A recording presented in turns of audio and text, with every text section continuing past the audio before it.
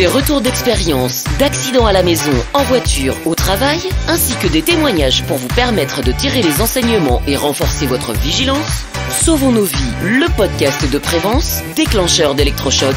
Bonjour à toutes et à tous, j'espère que vous vous portez bien. On se retrouve comme chaque début de semaine pour un nouvel épisode de Sauvons nos vies. Je vous invite également à échanger, communiquer ensemble sur un sujet ou une thématique sécurité ou santé grâce à notre page LinkedIn Sauvons nos vies. Nous arrivons quasiment au terme de cette saison 1. Si vous souhaitez une saison 2 avec peut-être des différences, n'hésitez pas à nous faire des propositions, des souhaits, des remontées, toujours sur cette page LinkedIn Sauvons nos vies. Pour ce nouvel épisode, nous allons parler de travail isolé et des risques que cela peut engendrer.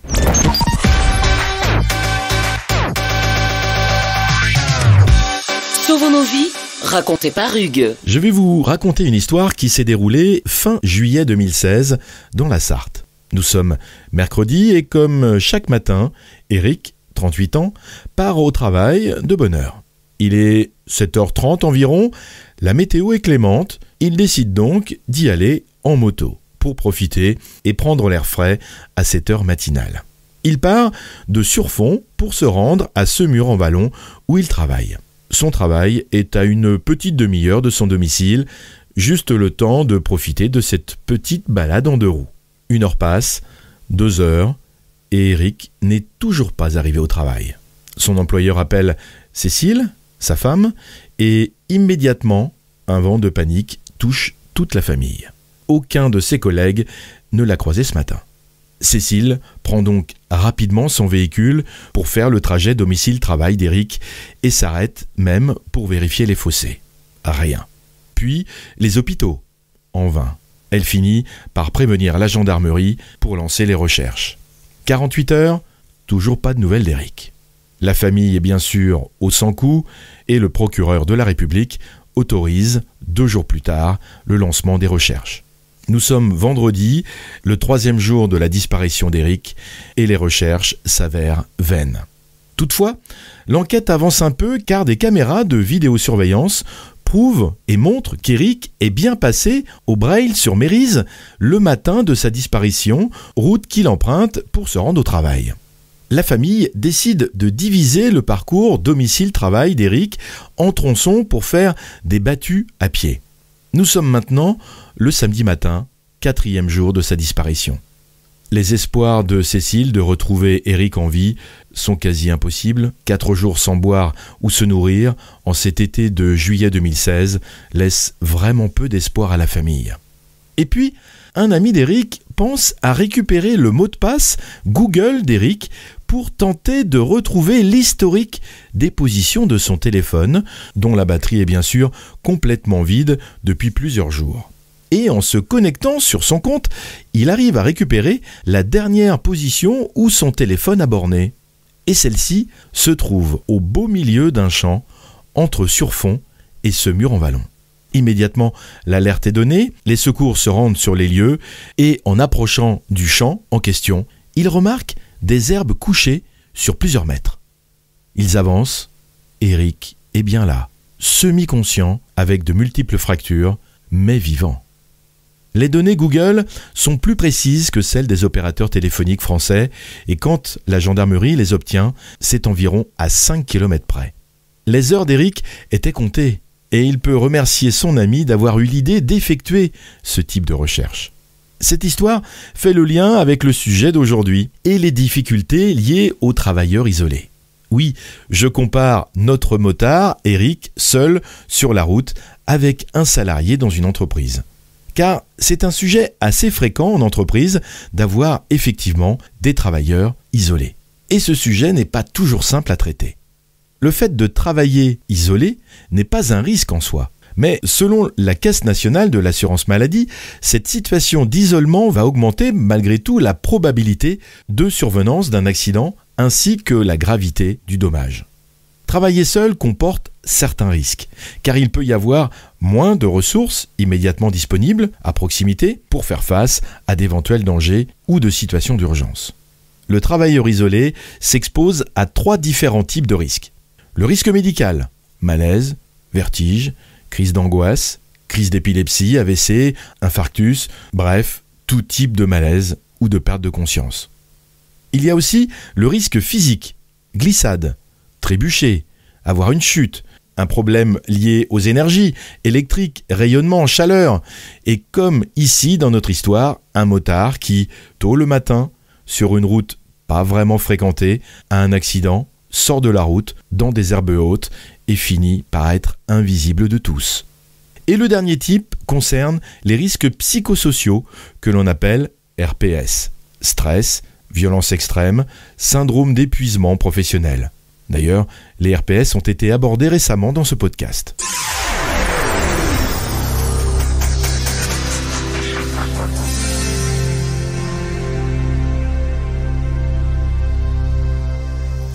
On le voit bien, la principale solution est de pouvoir réduire le délai d'alerte pour limiter le temps d'intervention des secours.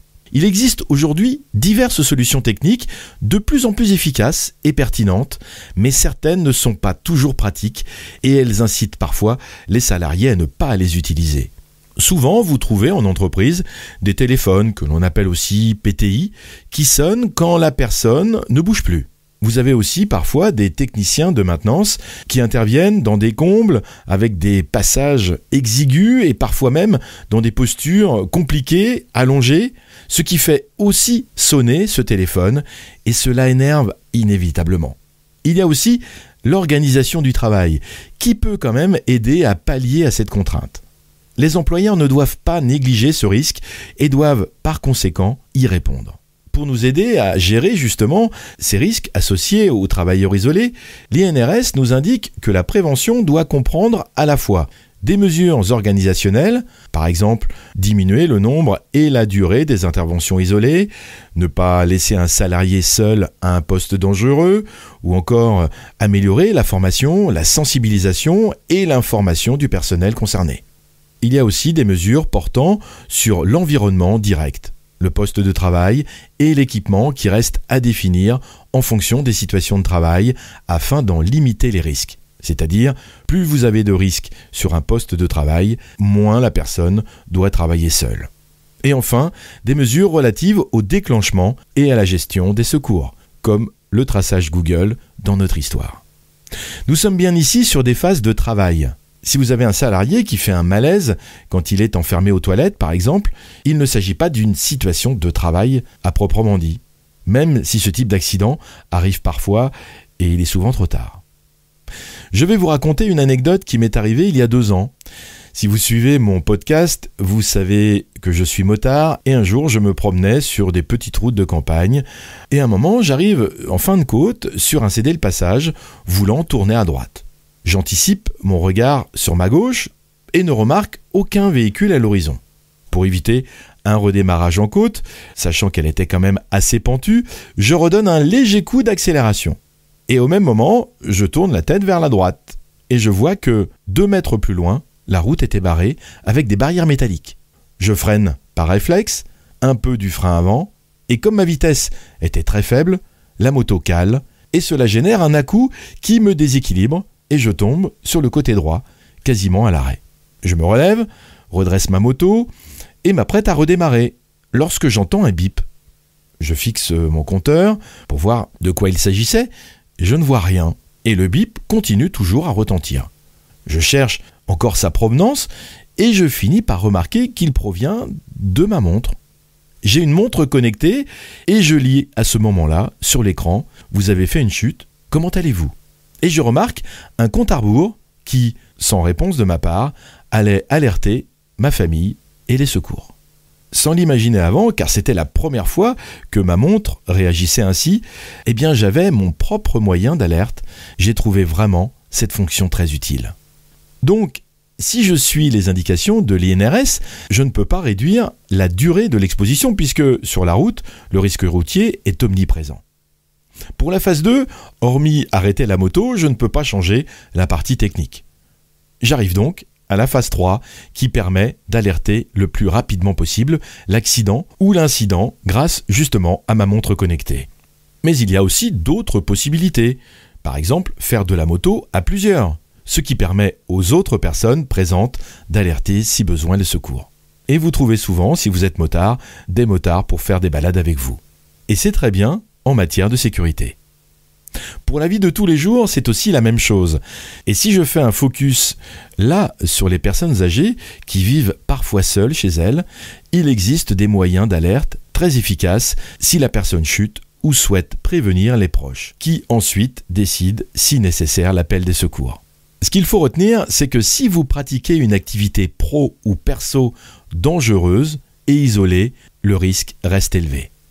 J'ai pris l'exemple de la moto, mais il en est de même pour toute autre activité, le cheval, le ski hors piste, bref, toutes les activités où vous êtes seul.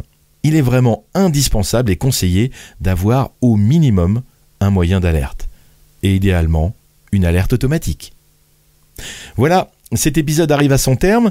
Merci de l'avoir suivi, j'espère qu'il vous aura intéressé et peut-être aussi généré des réflexions.